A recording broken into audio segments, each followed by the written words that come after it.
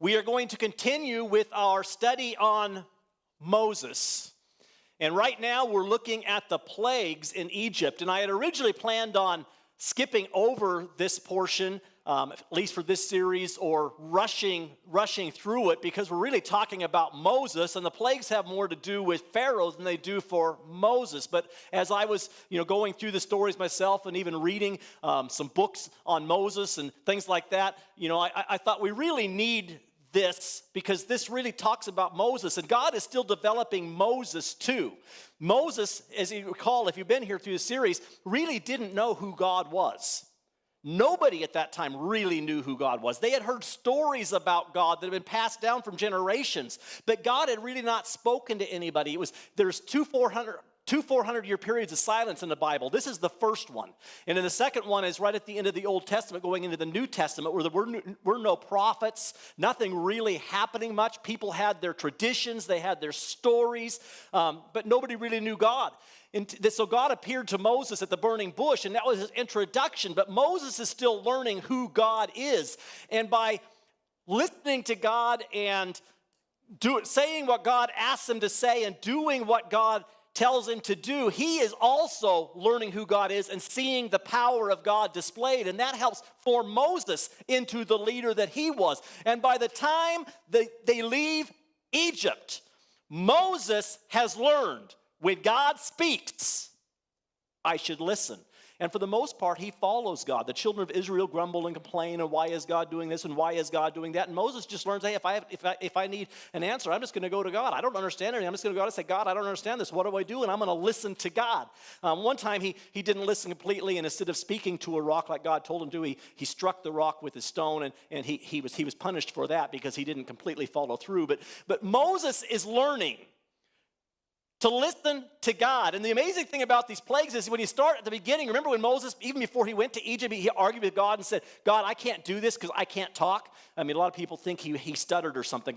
God, I can't talk. When I get in front of people, I'm nervous. And so God said, okay, well, I'll give you your brother Aaron, and your brother Aaron can speak. I'll speak to you, then you talk to Aaron, and then Aaron will speak to Pharaoh. I mean, almost like you need an interpreter or something, kind of like if you've seen the missionaries coming through and, one speaks and then the other one has to interpret so they can get to, And that's the way it started out at the beginning. At the beginning, God was talking to Moses was talking to Aaron, and then Aaron's talking to Pharaoh. But as you watch these plagues continue, Moses starts getting more bold.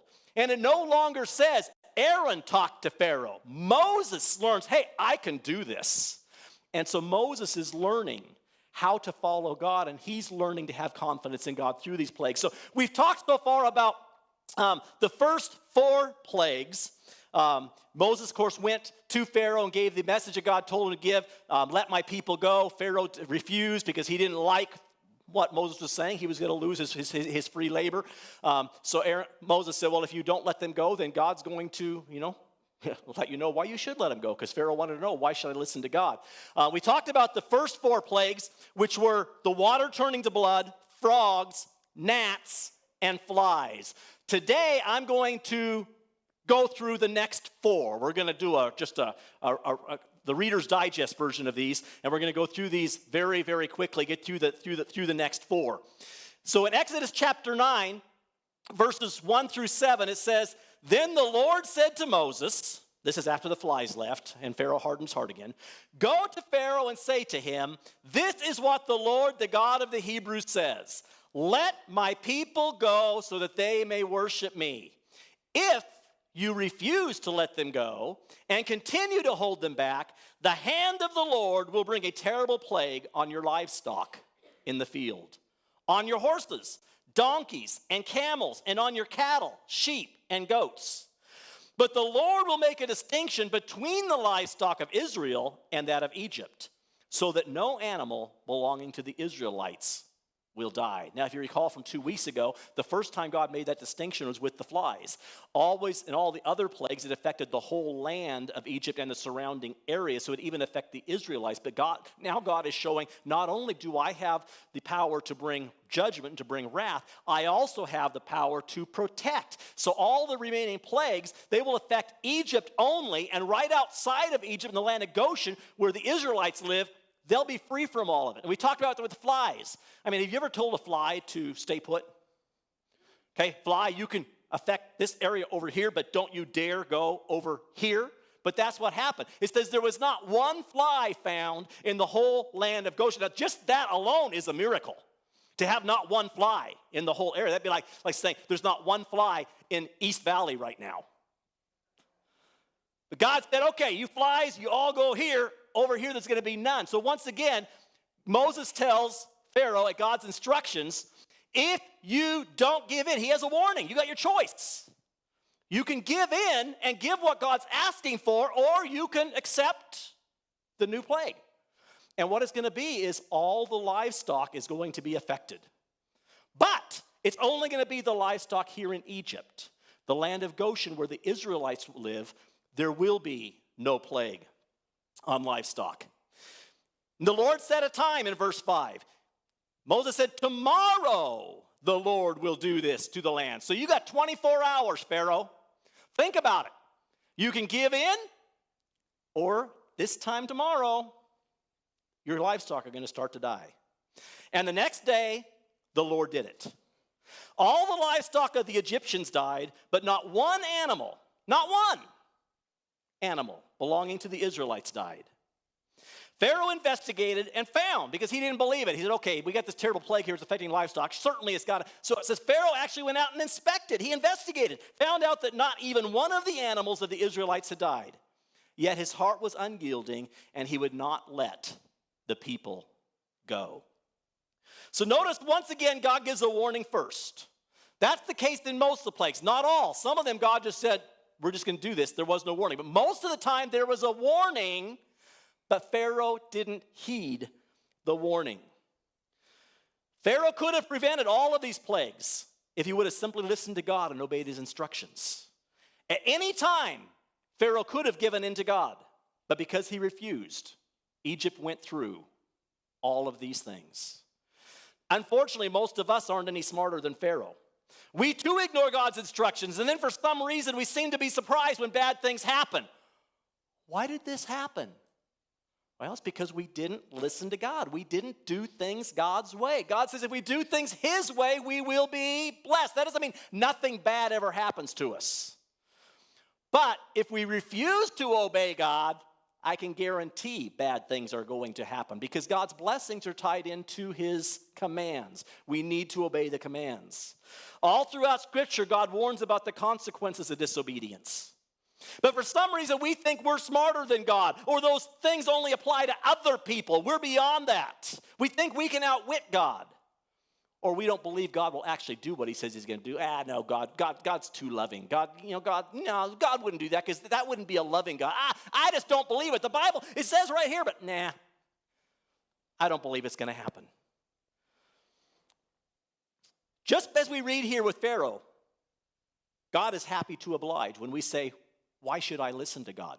I know that's what he said, but why should I listen? God will oblige.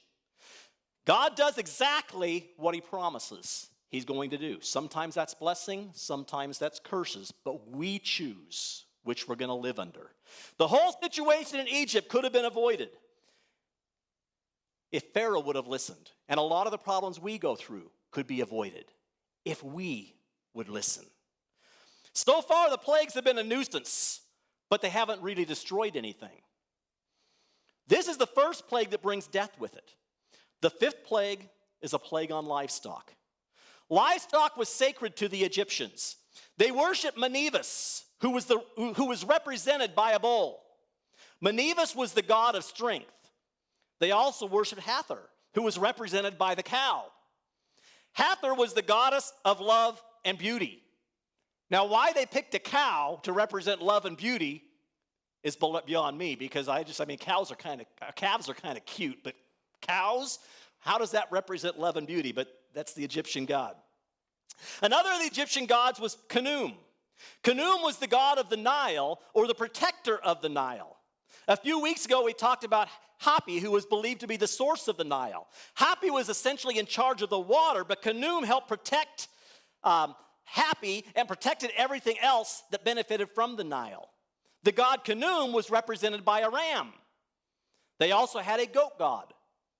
You'll never guess what the name of the goat god was. Ba. Drawings or statues of these gods usually consisted of a human body with the head of a bull, cow, ram, etc.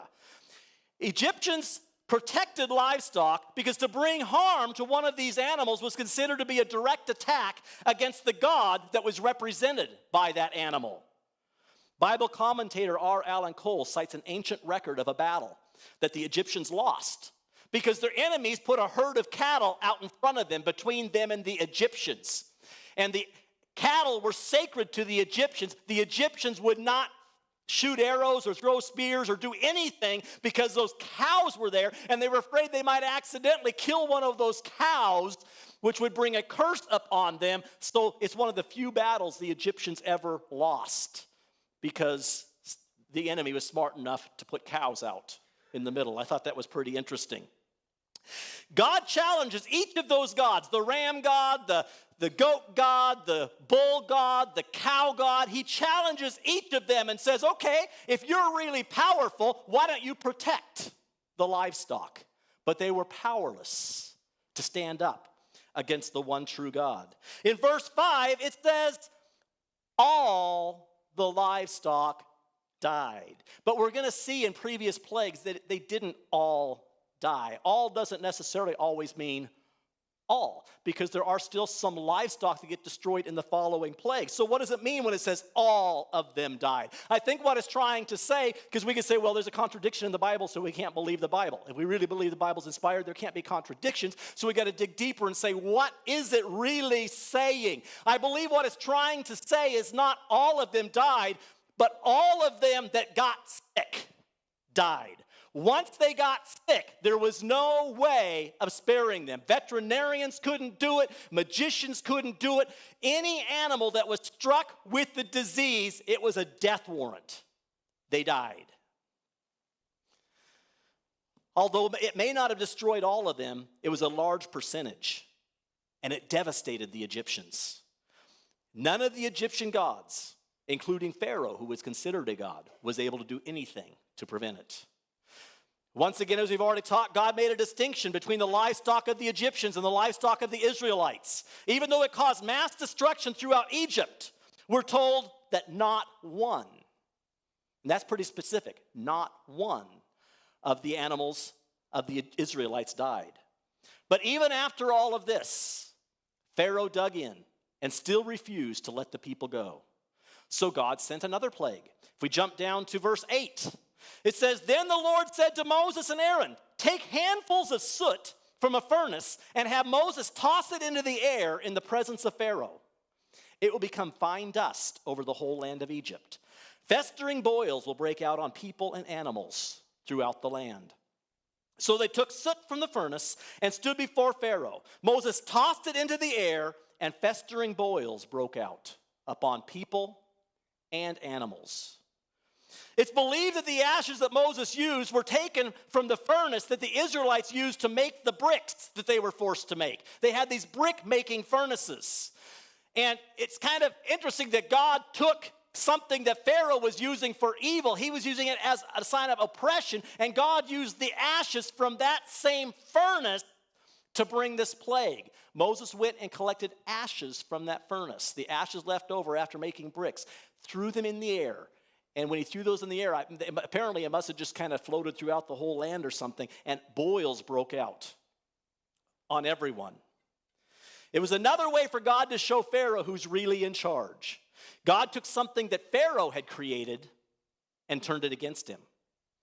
Once again, the Egyptian gods were unable to prevent this terrible outbreak. Sekhmet, who was the god of diseases, couldn't prevent it. And Isis, the goddess of healing, and Imhotep, the god of medicine, were powerless to bring relief. The people and animals were covered from head to toe with oozing sores. And the only way to remove them was for Moses to ask God. God brought it, only God could remove it.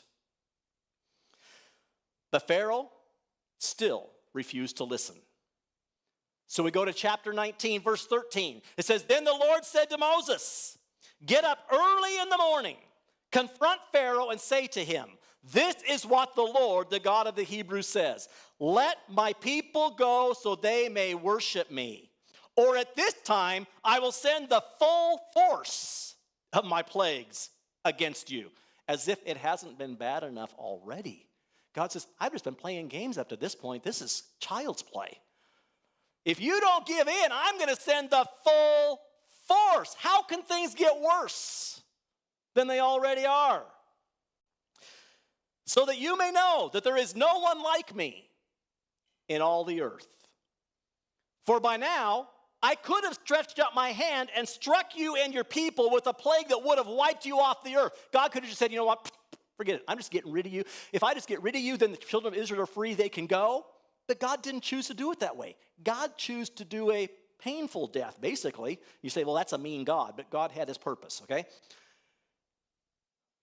By now I could have stretched out my hand, struck you and your people with a plague that would have wiped you off the earth.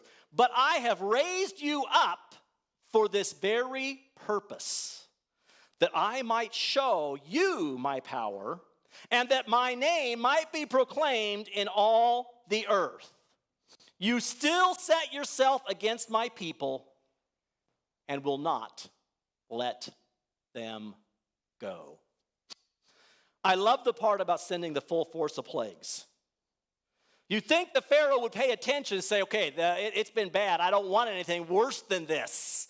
God's essentially giving him a choice. He says, if you don't give in, then I'm going to make it worse. And Pharaoh's probably thinking it can't get any worse than it already is. Okay, we've lived through the rest of this. We can handle it. Bring it on. God's saying, you ain't seen nothing yet. If you're smart, you'll give up. If not, you've been warned. I can see Moses coming back in afterwards saying, I told you so. Did you notice verse 16 though? Verse 16 says, I have raised you up for this very purpose, that I might show you my power, and that my name might be proclaimed in all the earth. What does that mean? Did God create Pharaoh for this purpose? Did God, when Pharaoh was born, say, I'm going to make an evil man. I'm going to make a man with a hard heart. I'm going to make somebody that I can create to be the king, that I can come and I can teach the world a lesson, so I'm going to create this evil person. Does God create evil? Does God create some people to be bad and other people to be good? I don't think so. Everything that God creates is good. God does not create evil. If you look at the whole account of creation, everything God created, he said it is good. He created animals and said it is good. He created trees, said it is good. Everything God created was good, well, except for one exception. After he created man, he looked at man and said, it's not good. But he wasn't saying man wasn't good. He said it's not good for man to be alone. And then he created the helpmeet for Adam. God does not create evil. Everything he creates is good. But he creates us with free will. And because of sin, many people turn away from God's perfect plan. God did not create Adam and Eve to be evil. God did not create Adam and Eve to sin. He knew what they were going to do, because he sees the future. He knew that they were going to disobey, but he gave them a free will. He said, I am creating you. My desire is that you would obey me, that you would do what I ask you to do. I know you're not going to, but I'm giving you a choice. I am creating you good. What will you choose? And if we all think about our own lives, every one of us has chosen to sin at some point in our life. Most of us are still choosing to sin probably on a daily basis. That's not God's will, but he gives us the choice. However, some people seem to go really overboard with those bad choices, and Pharaoh is one of those. God created Pharaoh just like he creates everybody else, but Pharaoh had some choices that he could make. God knew that Pharaoh was full of pride. He knew that Pharaoh had a hard heart. He knew that what Pharaoh was going to do in this situation. So he allowed Pharaoh to rise to power in Egypt so that the world would see what happens to those who refuse to listen. So God simply took what was already in Pharaoh's heart and used it to his advantage. He used Pharaoh as an object lesson to Egypt, to the Israelites, and ultimately to the whole world and to the future world, because we're talking about it right now. We're getting to see what happens when somebody hardens their heart and won't listen to God. So God says, okay, I created you. You had this evil in your heart, so I allowed you to rise to power so that I can use what's already there to send a message to the rest of the world. God gives Pharaoh a chance to repent with every plague. But he knows what Pharaoh's going to do.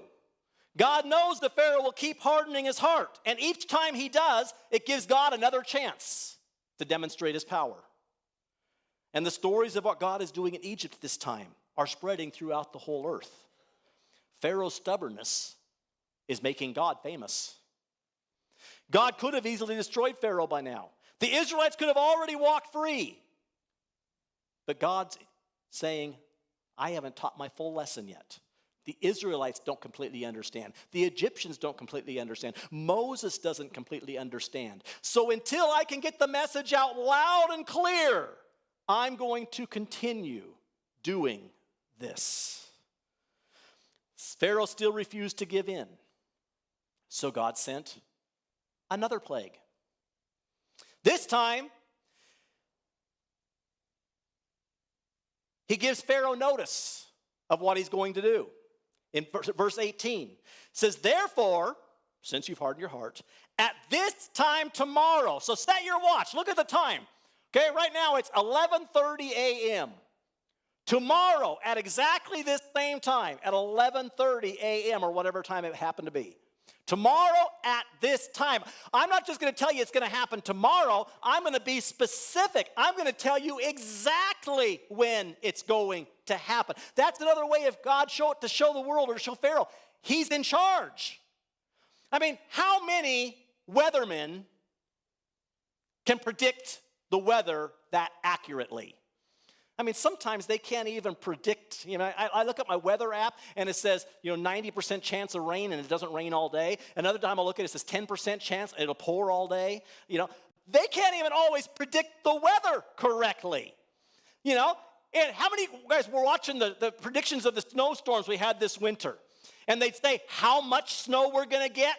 And they say when it's going to be there, then you keep watching. It says snow to arrive around 3 o'clock. 3 o'clock is still blue sky or something, And so I look at my weather app, they change it. Snow will arrive about 6 o'clock. And then pretty soon they change it. Snow will arrive around 10 o'clock. And sometimes it never arrived at all. It went a different direction. It didn't even come here. It didn't do what the weatherman thought it was going to do.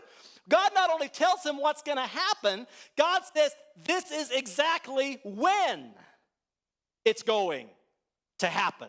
God says, I am in control. I can even control the weather.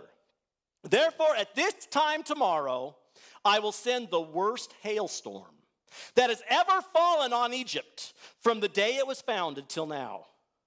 Give an order now to bring your livestock and everything you have into the field. So apparently all the livestock didn't die because he says bring the livestock in. Bring the livestock and everything you have in the field to a place of shelter, because the hail will fall on every person and animal that has not been brought in and is still out in the field, and they will die. God says, this is what's going to happen. This is when it's going to happen. You've already hardened your heart. This time, God didn't even say, I'm going to give you a chance to change your mind. God just said, I'm just going to give you time to see if you really trust me or not. You've seen that when I say something, I make good on my word. Okay, I'm telling you what's going to happen. Do you believe? Based on the other things, do you believe it's really going to happen? You got 24 hours. Build shelters, bring them in. I wonder how many people didn't have barns big enough for all their animals, had to bring them into their living room because they didn't have a barn big enough. Bring them in. I will do this. Verses 20 and 21 tells us that some of the Egyptians feared God and hurried to protect their livestock. They also made sure that all of their family and their servants stayed inside, because God said anything that remains outside will die. But others didn't believe. They said, nah, it's not really going to happen. Nobody can say what the weather's going to do. Yeah, we've listened to the weather forecast, but they're usually wrong. we'll just take a chance. And they suffered the consequences for not listening to God. Not only did God send hail, the Bible says there was also a huge thunderstorm that accompanied the hail. And the hailstones were so big that they killed everything they fell on. The hail also destroyed all the crops throughout Egypt. The Egyptian sky goddess, Nut, what a name for a god, Nut. The Egyptian sky goddess, Nut, and the storm god, Set, were both powerless against God Almighty. They couldn't stop what God did. But once again, God spared the land of Goshen, where the Israelites lived. Then we jump to verse 27. Because of the hail, Pharaoh summoned Moses and Aaron. This time I have sinned, he said to them, like he hadn't sinned the times before. This time I've sinned. The Lord is in the right, and I and my people are in the wrong. Pray to the Lord, for we have had enough thunder and hail. I will let you go. You don't have to stay any longer. Moses replied, when I have gone out of the city, I will spread out my hands in prayer to the Lord. The thunder will stop, and there will be no more hail, so that you may know that the earth is the Lord's. God started the hail at exactly the time he predicted, and God stopped it just like that. It wasn't a gradual, it was instant. Stop, because God's in control. He says, you're going to see that God is in control. When I pray and ask it to stop, it's going to stop. But he said, but I know that you're just blowing smoke again. I know that you still don't fear God. You're only asking me to make it stop because you're tired of it. Okay, I'll give in. But worse things are going to happen because you still haven't repented. And Moses is right. As soon as the storm stopped, Pharaoh once again hardened his heart. He went back on his promise. So God sent yet another plague. This time, he sent locusts. Trillions, probably quadrillions of locusts. Now look how God described the locusts that he was going to send. This is worse than Bug's life when the grasshoppers come in, okay? Exodus chapter 10, verses 5 to 6. God says, they, the locusts, will cover the face of the ground so that it cannot be seen. That's a lot of locusts. They will devour what little you have left after the hail, including every tree that is growing in your fields. They will fill your houses and those of all your officials and all the Egyptians, something neither your parents, not your ancestors, nor your ancestors have ever seen from the day they settled in this land until now. Beginning in late June of 1874, the wide blue skies above the Great Plains states in America suddenly went dark. How many have read this in your history books? Some likened it to a snowstorm, others to the coming of night, but it was actually trillions of locusts. One pioneer wrote, the locusts looked like a great white glistening cloud, for their wings caught the sunshine on them and made them look like a cloud of white vapor. The locusts spread from Montana to Minnesota and down to Texas.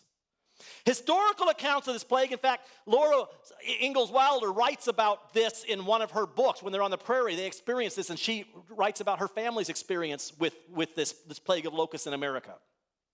But historical accounts of the plague say that the locusts devoured anything they could eat, including crops, sawdust, leather, and even the very clothes on people's backs. The locusts devoured wheat, corn, melons, tobacco, barley, strawberries, potatoes, beans, and fruit trees. Some people tried to cover their gardens with blankets and textiles, but the number of locusts was so great and their appetite so voracious, they simply chewed through the fabric and got to the crops anyway. One farmer had 15 acres of corn that was eaten by the locusts in just 3 hours. The locusts left economic ruin and death all across their path. Now, as bad as that sounds, the plague that Egypt experienced was worse, because we're told in verse 14 there would never again be a plague of locusts as bad as the one that God was going to bring on Egypt. So the one that God brought was worse than the one that affected part of the United States in the mid-1800s. In verse 15 of chapter 10, this is what it describes in Exodus. It says, they, the locusts, covered all the ground until it was black. They devoured all that was left after the hail, everything growing in the fields. Now, the crops had already been pretty much destroyed, but they ate the rest of what was there. Everything in the fields and the fruit on the trees. Nothing green remained on tree or plant in the whole land of Egypt. Once again, the Egyptian god Set couldn't protect the crops. And the sky goddess, Nut, was again unable to keep the locusts out of the sky, which she supposedly controlled. So far in God's challenge to the Egyptian gods, the score is God 7, Egyptian gods 0. And there were a lot more of them, but they still couldn't stand up to the one true God. Once again, Pharaoh begged to have the plague removed. And once again, he promised to do the right thing if Moses would pray to have it removed. But once again, he also hardened his heart as soon as the locusts were gone. We get to verse 13. It says, so Moses stretched out his staff over Egypt. The Lord made an east wind blow across the land all day and night. By morning, the wind that had brought the locusts. They invaded all Egypt, settled down in every area of the country in great numbers. Never before had there been such a plague of locusts, nor will there ever be again. Okay? And then it talks about what they were. So before the plague of locusts, Pharaoh's advisors begged Pharaoh to give in. This is the first time. They've told him before, this is the hand of God. When they realized they couldn't do something, they said, this is the hand of God. This time they actually begged Pharaoh before it happened. They said, why don't you listen? Don't you see what's happening to our land? Just listen, give in, give Moses what he's asking for. Stop this. There's going to be nothing left if you continue to harden your heart. But not only did Pharaoh refuse to listen to God and listen to Moses, he also refused to listen to his advisors. And Egypt is now a wasteland. Verse 21, because of Moses' stubbornness, the Lord said to Moses, stretch out your hand towards the sky so that darkness spreads over Egypt. Darkness that can be felt. There are different theories about what this darkness was. Some think it was a severe sandstorm that blotted out the sun, because if you went out and there was a sandstorm, you would feel that sand. But you would still get some of the sun coming through. People who have been in desert storms, people that were in Iraq or Iran fighting during the wars and they had sandstorms come in, they described them. But the sky would be kind of orangey because of all the sand in the air. But it's not pitch black. So I don't think it was a sandstorm. Others think it was a really thick fog or vapor. You go out in a thick fog, you can almost feel it when you walk out into it. But again, if it's daylight, even though it's foggy, there is still some light. I mean, it would have to be a really, really thick fog to block out the whole sun. Verse 22 says that what Egypt experienced was total darkness. The darkness lasted for 3 days. And verse 23 says that no one could see anyone else. And it was so dark that the people didn't move around for 3 days. It was so dark, they simply sat. They didn't go anywhere because they could not see. Now, I don't know for sure, but it almost sounds to me that it was so dark that even the candles and torches couldn't penetrate it. Because what do you usually do when it gets dark? You just light a candle, or we turn on a flashlight or light a lantern or something, and we go out. But it says it was so dark, they didn't move. They didn't go out of their houses. So it almost sounds to me like if they lit a candle, the darkness is so deep, the candle couldn't penetrate it. It was so deep, a torch couldn't penetrate it. You say, Pastor Gerry, that's impossible. Not with God, it's not. With God, nothing is impossible.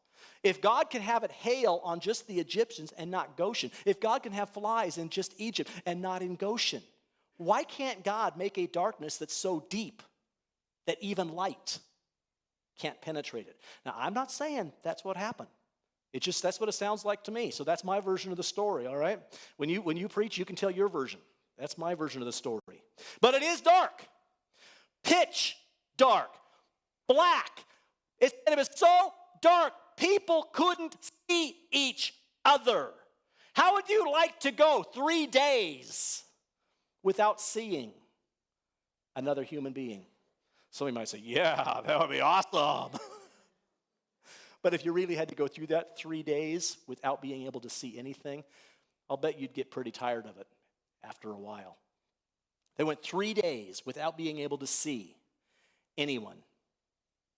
The Egyptians sat in darkness for 3 days. Meanwhile, the Israelites carried on as normal. That's what I first wrote, and then I thought, actually, the Israelites probably got a 3-day vacation. Because the Egyptians are hiding from the darkness. The slave masters can't get out without stumbling. It's so dark, they can't even see where the Israelites are, so they can't force them to work. So the Israelites probably got an extra blessing. They probably got a 3-day vacation while Egypt is in darkness. Now, this is my mind, okay? You guys probably don't think this way. As I'm reading these plagues, and I'm thinking about the hail, and I'm thinking about the darkness, and I'm thinking about all these things. It says God protected the Israelites. Of course, Moses had to come and go from the palace to talk to Pharaoh and that kind of stuff. So, it's almost as if, God like put this invisible umbrella thing, So if Moses happened to walk into Egypt and it's hailing, it just doesn't hail where Moses is at because there's like this invisible umbrella over him, So I'm wondering, okay, there's no darkness in Goshen, which is a miracle on its own, that it's completely light there and dark in there. But when Moses walks into Egypt, is it dark or is it light? Maybe it was just simply God blinded all of the Egyptians. I don't know what it was. But it didn't affect the Israelites.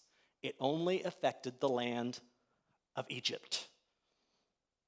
The Egyptian god Ra was in charge of the sun. Ra was responsible for providing sunlight. And Pharaoh was believed to be Ra's representative. It must have made Pharaoh look really bad to the Egyptians when he was unable to bring out the sun because he was supposed to be the one to give Ra orders. And Pharaoh was unable to bring out the sun because God had hidden it. Finally, after 3 days of darkness, Pharaoh once again called for Moses and offered a compromise. He agreed to let the Israelites go as long as they left their animals behind. You guys can all go, but leave your animals here.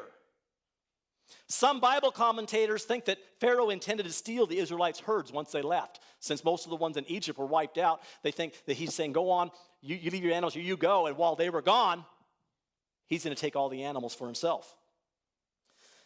Others think he might have been sending them out without their herds so that God would punish them for not bringing a sacrifice. Because Moses kept saying, we need to go and sacrifice to our God. So when they got out there and God realized they didn't have their sacrifice, God's going to punish them. So I'll send them out.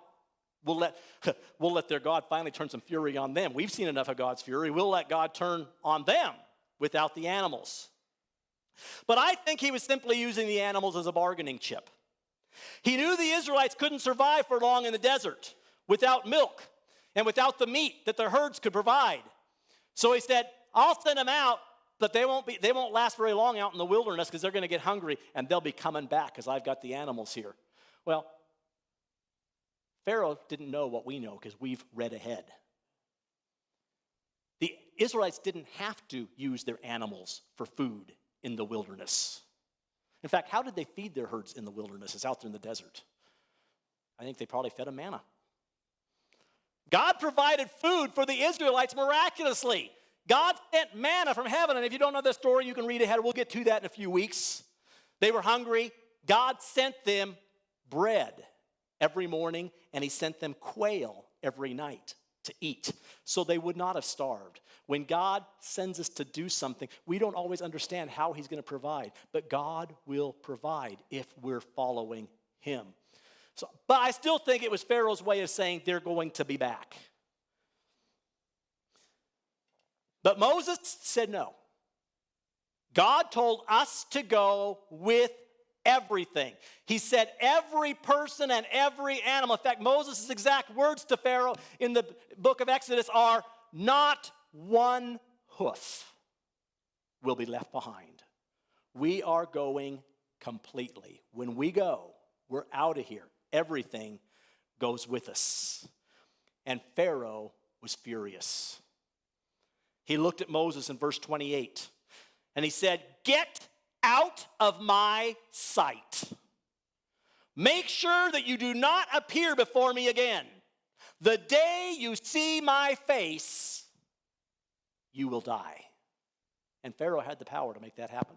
Well, normally, God could have protected Moses even if Pharaoh tried to do that, but says, "Get out of here. I never want to see you again." Pharaoh's probably thinking, it's all this man Moses. If I could just keep Moses out of here, this won't happen, because Moses is the one that's telling me what's going to happen. Moses is the one calling all the shots. Pharaoh thought he was in charge of the gods. He probably thought, okay, Moses is in charge of God. And so if I can just keep Moses out of here, then Moses won't be here to tell me what's going to happen. Moses won't be here to tell God what to do. If I can just keep Moses out of here, everything will stop. Everything will go back to normal. So he said, "Get out of my sight. Never show your face here again. The day that I see your face will be the day that you die." Pharaoh thinks he has the last word. He must think that God actually needs Moses to bring the plagues. He thinks that as long as he can keep Moses away, nothing can happen. But God brings the next plague without an announcement. He tells Moses what is going to happen, but he doesn't announce it to Pharaoh. He tells Moses what to do, or what to have the Israelites do, so that it doesn't affect them. But God brings it without Moses even speaking to Pharaoh. But when it happens, Pharaoh knows where the plague came from. And this one is so bad that Pharaoh sends them away. Earlier, God had told Moses, by the end of this, Pharaoh will drive you out of the land. And when we get to it next week and read that, we're going to see Pharaoh is going to be so devastated, he is going to almost command them. He's going to say, "Get out of here quickly. I don't want to see you anymore." And he's going to drive all of the Israelites away. Egypt has been almost completely destroyed because of Pharaoh's refusal to give in to God. If he would let down his pride and admit that God knows more than he does, he could have saved himself and his people a lot of misery.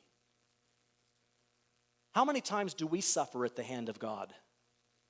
Because we're stubborn and we think we know more than God does. God won't really do that. God can't really mean that. Maybe that applies to other people, but you know what? I can do this. I know how to beat the system. I can get through this. The stories in Exodus show the contrast between God's blessing and curses. It shows clearly what it's like to live under God's protection versus living under his wrath. And as we continue through Exodus and the life of Moses, we're going to see that the Israelites have to learn on their own. Moses learned through this experience, and Moses never again questions God after seeing all this. But you'd think the Israelites would say, okay, we saw that. We saw what God, we're going to listen to God because we don't want to experience what Egypt experienced. But the Israelites didn't figure it out even after seeing that. They still had to learn on their own. When they got away from Egypt, they started murmuring and complaining and not listening to what Moses, the spokesman of God, told them to do. They said, we don't like that. And they had to experience some of the wrath of God on their own because they couldn't learn from somebody else's mistake. Parents, wouldn't it be nice if we could tell our kids the experiences that we had, the mistakes that we made, and if they could learn from our mistakes so they wouldn't have to repeat some of those things? In fact, we tell them, I'm telling you this because I don't want you to make the same mistakes. I want you to have a better life. Will you please listen? There are consequences for those choices. But how many times do our kids listen to us? These stories in the Bible are here because God's hoping we'll pay attention.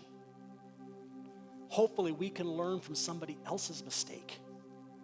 We don't have to experience those things on our own if we simply take these words to heart and say, God, I may not understand. God, I may not even believe it. It's never happened that way before, God, or it happened back then, whatever.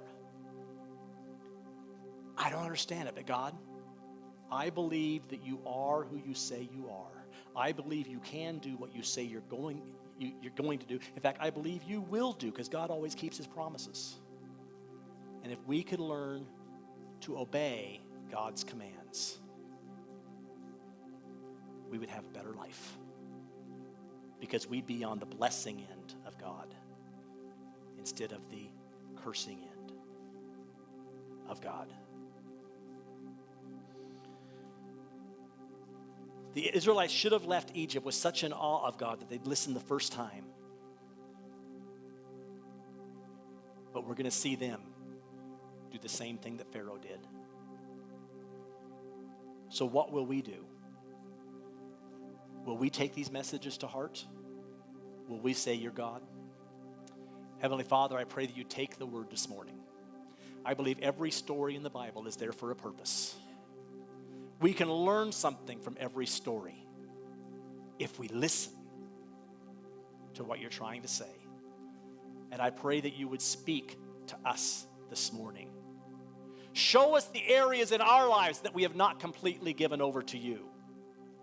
The commands that we're ignoring because we don't like them, we don't understand them, or we just simply have hard hearts.